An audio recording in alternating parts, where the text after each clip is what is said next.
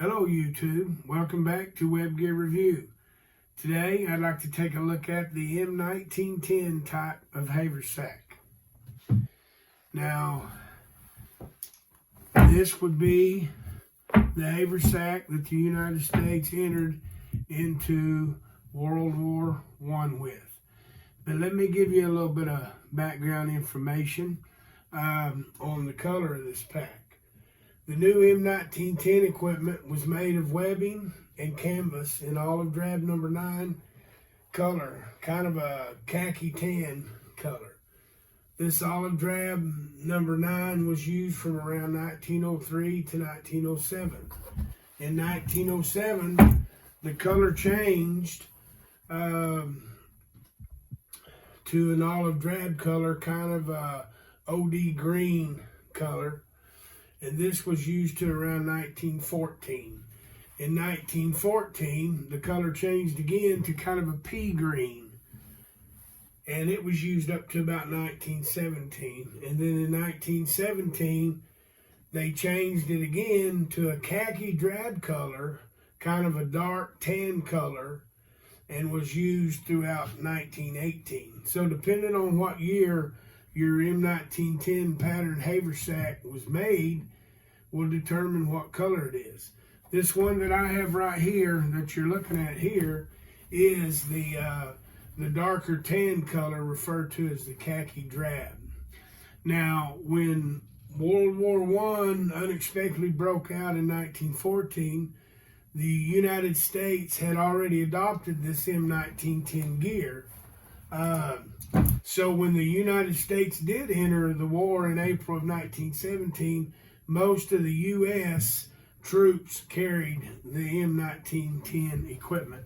But however, there were still troops at that time that were still using the old 1903 belts and suspenders and the 1909 type of suspenders. Now, first of all, this is a second pattern of the M-1910. The first pattern of the M-1910 packs had like 5 eyelets down both sides here to attach the meat can pouch onto. See how this one here has the buttonholes. The first pattern had looked like shoelaces, eyelets for shoelaces, had 5 down each side to attach the meat can to. And it also had wider shoulder straps than what this one has. And it also had the hooks. See these snap hooks? They were only on the extension part of the straps. The rear and the main straps just had hooks on them. Now, this pack that I have right here is the second pattern type of pack. And if you'll notice here, that this one here has the rounded ends and it has the raised type of buckle. See if you can see that. See how that buckle's kind of raised up right there? The first versions, the early buckles were more of a flatter buckle and they had square ends on here. This here has the modified version, which basically was the British type of buckle that was being used, and these round ends on it. Now this Haversack here, these babies unfolded out like this, so this is why you can pretty well see that it wasn't a very good setup. But basically, this Haversack is about 12 inches wide, if you was to measure it this way, 16 inches tall, and about 4 inches thick if you was going to pack it full of equipment. But the way this thing would work is that you would put your rations and the few personal items that they wanted you to carry with you at all times, your hygiene type stuff, right in here. You'd fold this up over here. You'd take this flap. You'd weave it through these babies right here, and then go through the buckles depending on the adjustment that you wanted. These were where you could adjust this thing up and you could adjust it down. Now this strap right here was the one that come up and hooked into the flap to hold the flap down. They would hang a 1910 type of entrenching tool cover right here. Of course, these 4 eyelets here are for the meat can to attach to. These 2 eyelets here, I believe, for the 1905 bayonet, which I do not have one. But it would go down, and it would, the scabbard for the bayonet would go down and fit right into here.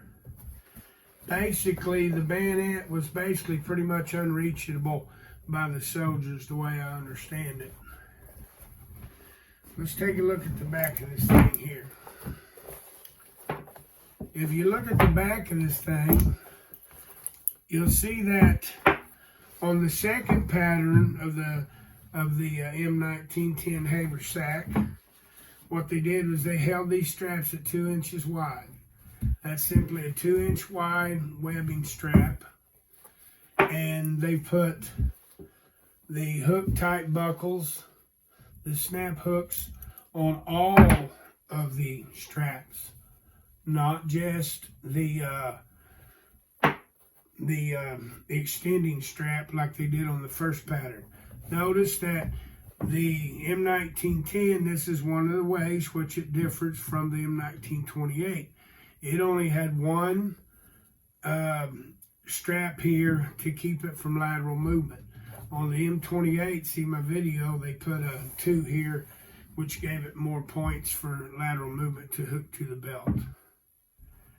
This particular pack is made by Willie Rickford's Sweet Company, October 1918. Let me see if I can get that up there where you can see that.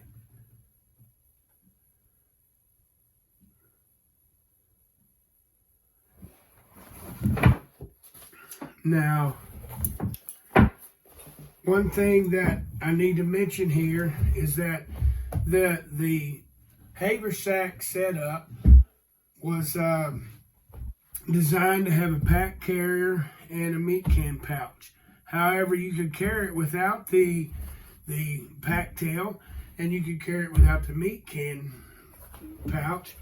But as you can see, it definitely limited your carrying abilities. You can see that this once again is reinforced where the straps are connected on. They have reinforced webbing sewed in there.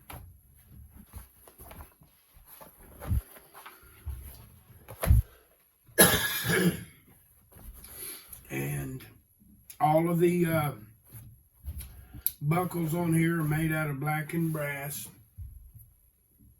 And I think that's about it.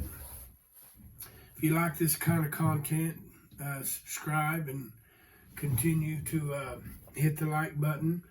And thanks for watching the web gear review. I've been a little sick lately. You can tell it in my voice, so that's why I'm kind of slowed down. I got lots of videos to make, but I'm trying to get them put out. So thanks for watching.